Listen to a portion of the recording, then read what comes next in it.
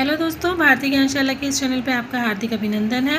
आप लोगों से काइंडली रिक्वेस्ट है कि प्लीज़ आप लोग चैनल को सब्सक्राइब ज़रूर करें। जितने भी लोग आए चैनल पे फर्स्ट विज़िट करें वो लोग प्लीज़ बिना सब्सक्राइब किए ना जाएं और वीडियो को एंड तक देखें। बहुत मेहनत की गई है, SCERT बुक से कलेक्शन निकाला गया है आप लोगों के लिए, तो आप लोग इस मेहनत को देखते हुए प्लीज़ चैनल को सब्सक्राइब करिए और वीडियो को अंत तक देखें। इसमें आपके ही फ़ायदे की चीज़ें बताई गई हैं और इससे आपके फैक्ट भी क्लियर हो जाएंगे और आपको क्वेश्चंस भी मिल जाएंगे। तो चलिए स्टार्ट करते हैं। इससे पहले एक पार्ट मैंने बना दिया है इसका, आप लोग वो भी देख सकते हैं मेरे चैनल पे जाके। उससे आगे हम लोग अब स्टार्ट करते हैं। देखिए, भारत में शिकारी समाज के लोग कहाँ रहते हैं। ये वो समाज था जो पहले प्रारंभिक टाइम पे जो लोग अपने भोजन की तलाश में, अपने रहने की तलाश में इधर उधर घूमते थे, उन्हें हम लोग शिकारी समाज के लोग बोला करते थे। तो वो अभी भी केरल, आंध्र प्रदेश, मध्य प्रदेश और झारखंड के इलाकों में मिलते हैं। मध्य प्रदेश के किन स्थानों पर शिकारी समाज का साक्ष्य मिलता है। देखिए, मध्य प्रदेश के भीमबेटका, बुढ़नी, पंचमढ़ी, भेड़ाघाट और महेश्वर, इन सभी जगहों पर शिकारी समाज के रहने का साक्ष्य प्राप्त होता है। कैसे प्राप्त होता है? वहाँ पे जो गुफाएं हैं वहाँ से उनके द्वारा बनाए गए चित्र, उनके द्वारा बनाए गए औजार, ये सब चीज़ें उन जगहों से प्राप्त हुई हैं। इसलिए ये अंदाज़ा लगाया जाता है कि मध्य प्रदेश के इन स्थानों पर कभी शिकारी समाज रहा करता था। आरंभिक मानव का भोजन केवल मांस नहीं था। देखिए, शिकारी समाज से मतलब ये नहीं था कि उस समय केवल वो लोग मांस पे आधारित थे। इसलिए नहीं आधारित थे क्योंकि जो जानवर थे उनकी तेज़ी उनसे ज़्यादा थी। जानवर उनसे ज़्यादा तेज़ दौड़ सकते थे और उनके पास इतने आधुनिक हथियार तो थे नहीं कि वो उनका शिकार कर सके। इसलिए मांस उनके भोजन में हुआ करता था, लेकिन संपूर्णतः वो मांस के ऊपर ही डिपेंडेंट नहीं होते थे। वो जंगलों में मिलने वाले फल, पौधे, घास ये सब भी खाया करते थे। उस समय के लोगों का एक बहुत अच्छा ये था कि वो लोग मिल बांट के काम करते थे, साथ में ग्रुप में रहते थे और ग्रुप में ही वो लोग इधर उधर जाना, साथ में शिकार करना, भोजन बनाना और मिल बांट के खाना।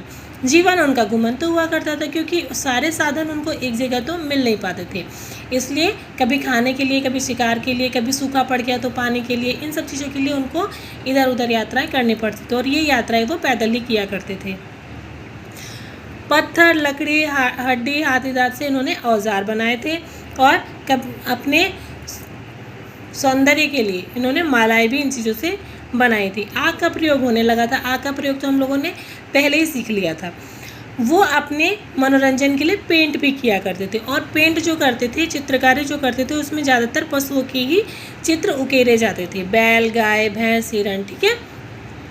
ये लोग पत्थरों को घिस के इन सब से रंग बनाया करते थे। भीमबेटका की गुफा में ये चित्र पाए गए हैं। देखिए, अभी पहले हमने पढ़ा था कि मध्य प्रदेश के भीमबेटका में इनके साक्ष्य प्राप्त हुए हैं। तो भीमबेटका में कुछ गुफाएं मिली हैं जिनमें ऐसे चित्र इनको प्राप्त हुए हैं। इनका सिर्फ पेंट करना ही एक शौक नहीं था, ये लोग डांस भी बहुत करते थे। देर रात तक ये लोग नाचते थे। अब एक इम्पोर्टेंट लाइन है, पैसरा। ये बिहार के मुंगेर में एक जगह है, ठीक है, और यहाँ से बहुत सारे औजार मिले हैं और आरंभिक मानव से संबंधित स्थल मिले। स्थल मतलब जगह। तो पैसरा मूल रूप से क्या हुआ, एक आवास और निर्माण स्थल था। अगर आपसे ऐसे भी प्रश्न बना के पूछ ले कि पैसरा जो जगह है वो एक्चुअल में क्या थी, नाचने की स्थिति या खाने की जगह या रहने की जगह, तो ये किस चीज़ से सम्मिलित थी, ये थी हमारे आवास और निर्माण स्थल से, ठीक है। और यहाँ के जो औजार मिले हैं, जो पैसरा से औजार मिले हैं, वो एकदम वैसे मिले हैं जैसे यूरोप और फ्रांस से मिले थे, ठीक है। तो ये भी आप लोग याद रखेंगे। पत्थर के ज़्यादातर प्रयोग से इस काल को क्या कहा गया था, पाषाण काल कहा गया था। इस समय ज़्यादा इस्तेमाल पत्थरों का होता था घर बनाने के लिए, गुफाओं में रहने के लिए, औजार बनाने के लिए, तो इस काल को पाषाण काल कहा गया। पाषाण काल को भी 3 भाग में बांट दिया गया, पूरा पाषाण काल, मध्य पाषाण काल और नव पाषाण काल। तो पूरा पाषाण काल में ही आग और शिकार का प्रयोग होने लगा था। मध्य पाषाण काल में गेहूँ, मड़ुआ, अनाज ये क्या होने लगे थे, क्लाइमेट में खुद से ही आने लगे थे, है ना, और औजारों की जो मात्राएं थी वो अधिक हो गई, औजारों की जो उनका जो स्किल था बनाने का वो ज़्यादा अच्छे हो गया, तो अच्छे अच्छे औजार बनने लगे। ये मध्य पाषाण काल में होने लगा।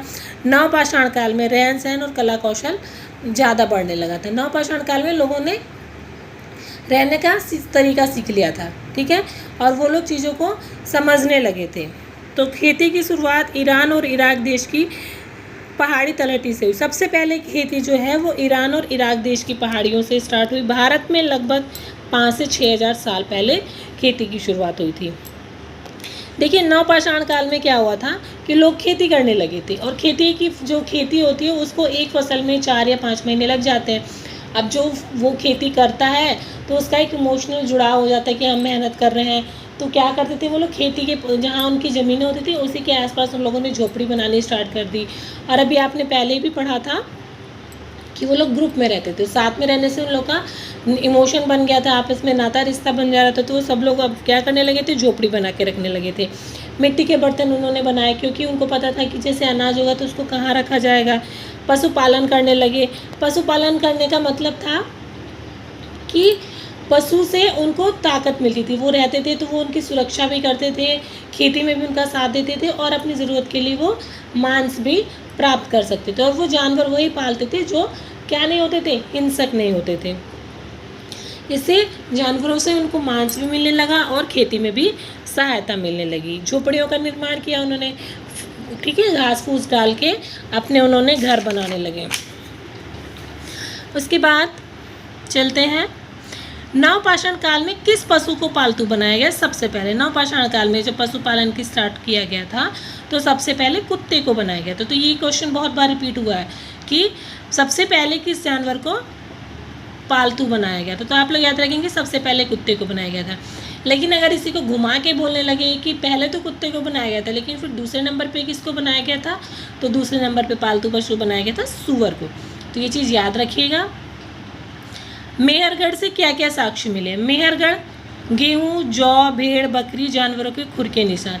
देखिए 5 ऑप्शंस आते हैं तो आपको ये सारी चीज़ें याद होनी चाहिए। मेहरगढ़, गेहूँ, जौ, भेड़, बकरी, जानवरों के खुर के निशान। अगर ये चीज़ें देखिए मिलान भी करने के लिए पूछे तो आप लोग को याद रहेगा। मेहरगढ़ अभी कहाँ पे है, तो मेहरगढ़ अभी पाकिस्तान का हिस्सा है। सबसे पहले पशुपालन का साक्ष्य कहाँ से मिला है, तो सबसे पहले पशुपालन का साक्ष्य मेहरगढ़ से मिला। देखिए कितनी सारी चीज़ें यहाँ से जुड़ी हुई हैं। मेहरगढ़ से गेहूँ, जौ, भेड़, बकरी, जानवरों के खुर के निशान, ठीक है, जगह पाकिस्तान, पशुपालन का सबसे पहला साक्ष्य मेहरगढ़, ठीक ना। उसके बाद चिरांद स्थल। चिरांद स्थल किस जिले में स्थित है, बिहार के, तो ये है छपरा जिले में। यहाँ पे क्या होते थे, जो घर होते थे वो गोल बनाए जाते थे और समूहों में चूल्हे मिलते थे। अगर ऐसे पूछा जाए कि किस जगह पे गोल घर बनाए जाते थे तो आपको याद रहेगा चिरांद में। और जो मेहरगढ़ था वहाँ पे आयताकार या चौकोर घर बनाए जाते थे। चिरांद से मिट्टी के खिलौने, रंगीन सुंदर मिट्टी के बर्तन, यहाँ पे लाल, काले, दूसर रंग के बर्तन मिट्टी के मिलते हैं। सुमेलित करने के लिए आ जाए, चिरांद कहाँ का हिस्सा है, बिहार का। मेहरगढ़ पाकिस्तान का, बुरसोम कश्मीर का, और कोल्डीवा उत्तर प्रदेश का। प्लीज़ आप लोगों से फिर से रिक्वेस्ट करती हूँ, मेरा चैनल नया है, मैं बहुत मेहनत कर रही हूँ और मुझे आपकी सहयोग की ज़रूरत है। तो जो भी चैनल पे लोग आए वो प्लीज़ चैनल को सब्सक्राइब किए बिना ना जाएं। Thank you. आगे बढ़ते हैं। धातु युग का निर्माण किस काल में हुआ। धातु युग का निर्माण हुआ नवपाषाण काल के अंतिम चरण में। देखिए नवपाषाण काल में लोगों ने बहुत कुछ तो सीख ही लिया था, खेती करना सीख लिया, साथ में रहना सीख लिया, घरों का निर्माण करना सीख लिया। तो अब उसके बाद धीरे धीरे और आगे बढ़ते गए। तो धातु, सबसे पहली धातु कौन सी मिली थी, तांबा, ठीक है, और इसीलिए ताम्रपाषाण युग भी कभी कभी इस युग को कहा जाने लगा है। सबसे पहले प्राप्त होने वाली धातु थी तांबा। और एक चीज़ कि नदी की तलहटी से कौन सी धातु निकाली गई, तो नदी की तलहटी से निकलने वाली धातु थी तांबा। सभ्यताओं का उदय। अभी तक तो जो नवपाषाण काल चल रहा था उसमें लोगों ने खुद को कुछ रहन सहन अपना बदल ही लिया था, लेकिन अब जो थी वो एकदम सभ्यताओं के साथ नया उदय हुआ, और वो था नवपाषाण काल के बाद। अगर कोई पूछने लगे कि सभ्यताओं का उदय कब हुआ, तो नवपाषाण काल के बाद ही सभ्यताओं का उदय हुआ। भारत की सभ्यता हड़प्पा, इराक की मेसोपोटामिया, चीन की सांगे सभ्यता। एक और सभ्यता थी जिसको मिस्र की सभ्यता के नाम से जाना जाता है। हड़प्पा सभ्यता की खोज कैसे हुई? हड़प्पा सभ्यता की खोज इस प्रकार हुई कि 150 साल के आसपास पहले पश्चिमी पंजाब में रेलवे लाइन बिछाने के क्रम में एक खुदाई के समय पे ये साक्ष्य मिले हड़प्पा सभ्यता के, ठीक है। लेकिन हुआ क्या था, जो रेलवे कर्मचारी, जो लोग वहाँ पे काम कर रहे थे, उन लोगों को कुछ पता नहीं था, तो उन लोगों को जो उसमें ईंटें मिली उन्होंने वो रेलवे लाइन में बिछाने में काम कर दी। इसे कुछ साक्ष्य तो मिट गए, लेकिन 1921 में दोबारा इसमें खनन किया गया और एक व्यवस्थित रूप से हड़प्पा जो सभ्यता थी उसकी खोज की गई। लगभग 2800 हड़प्पा स्थल की खोज की गई थी। हड़प्पा सभ्यता के नगरों के नाम, देखिए ये बहुत ज़रूरी है। ये इसलिए ज़रूरी है कि जब 5 ऑप्शन टाइप क्वेश्चंस वो देंगे तो इनमें से नाम कुछ अलग देके आपसे पूछ सकते हैं कि क्या ये हड़प्पा के नगर है या नहीं। तो मोहनजोदड़ो, कालीबंगा, बनावली, लोथल, धोलावीरा, चनुओदड़ो, रंगपुर। मोहनजोदड़ो, कालीबंगा, बनावली, लोथल, धोलावीरा, चनुओदड़ो, रंगपुर, ये सारे चीज़ जो शहर हैं वो हमारे हड़प्पा संस्कृति के अंदर है, हड़प्पा सभ्यता के अंदर आते हैं। तो ये शहर आपको याद होने चाहिए। अगर इसके बीच में वो चिरान दे दें, मेहरगढ़ दे दें और आपसे पूछे कि क्या ये हड़प्पा संस्कृति सभ्यता के शहर हैं, तो आपको ये याद रहने चाहिए कि नहीं, वो नवपाषाण युग के शहर थे और ये हड़प्पा शहर है। मोहनजोदड़ो की खोज किसने की थी? राखाल दास ने। कालीबंगा ब्रजवासी लाल, लोथल रंगनाथ राव, धौलावीरा आर.एस. बिष्ट, चनुओदड़ो गोपाल मजूमदार, रंगपुर माधव स्वरूप बेहद। और मोहनजोदड़ो की 1922 में खोज हुई, कालीबंगा की 1961 में, लोथल की 1954 में, धौलावीरा की 89 से 90, चनुओदड़ो 1931 और रंगपुर 31 से 53। देखिए ये तो याद करना ही पड़ेगा और इस प्रश्न बनते हैं और पूछे जा सकते हैं। तो आप लोग ये जो चार्ट है उसको एक बार 2-3 बार पढ़ेंगे ध्यान से तो ये आपको याद हो जाएंगे। हड़प्पा सभ्यता के नगर कितने हिस्सों में विभाजित थे? जो हड़प्पा सभ्यता से जो नगर मिले थे वो मूलतः 2 हिस्सों में विभाजित थे, एक छोटा एक बड़ा। जो छोटा शहर भी जो छोटा हिस्सा था वो ऊंची इलाकों में था और जो बड़ा शहर था वो निचले इलाकों में था। तो जो ऊंची जगह पे था उसको नगर दुर्ग कहा जाता था और जो नीची जगह पे था उसको निचला नगर कहा जाता था। ऊंची दुर्ग आज ही की जैसी व्यवस्था थी, जो लोग रईस थे, जो लोग संपन्न थे, वो लोग शहरों में रहते हैं। उसी तरह वो जो नगर दुर्ग था वहाँ पे जो साख वाले लोग थे वो ऊपर रहा करते थे और जो सामान्य लोग थे वो निचले नगर में रहते थे। मोहनजोदड़ो से एक विशाल स्नानागार भी मिला है। मोहनजोदड़ो, हड़प्पा, कालीबंगा और लोथल में एक और समान चीज़ मिली है, ठीक है। समान चीज़ मतलब इन सारे शहरों में, इन सारे नगरों में आपको क्या मिलता है? एक अन्नागार, जिसको कोठार भी कहा जाता है, ये मिलता है, ठीक है। तो अगर ये पूछ दिया जाए कि अन्नागार या कोठार कहाँ कहाँ मिलता है और ये शहरों के नाम दिए जाएँ आपको, तो आपको ये ध्यान होने चाहिए कि मोहनजोदड़ो, हड़प्पा, कालीबंगा और लोथल से ये मिलता है। कालीबंगा और लोथल में अग्निकुंड भी मिले हैं, तो कालीबंगा, लोथल अग्निकुंड और कालीबंगा और लोथल अन्नागार भी मिलते हैं। तो आज हम अपने सेशन का एंड यही करते हैं। इससे नेक्स्ट के जो भी चैप्टर हैं उनमें जो भी क्वेश्चंस हम लोग को मिलेंगे उसके लिए हम नया पार्ट बाद में लेके आएंगे।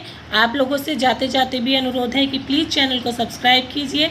आप लोगों का एक क्लिक किसी दूसरे के जीवन को बदल सकता है, उसे मोटिवेशन दे सकता है, वो अपने काम में और मेहनत कर सकता है। आप लोगों का साथ रहेगा तो साधनों का भी विकास होगा और पढ़ाई को और अच्छी दिशा दी जा सकती है। थैंक यू, मिलते हैं नेक्स्ट सेशन में।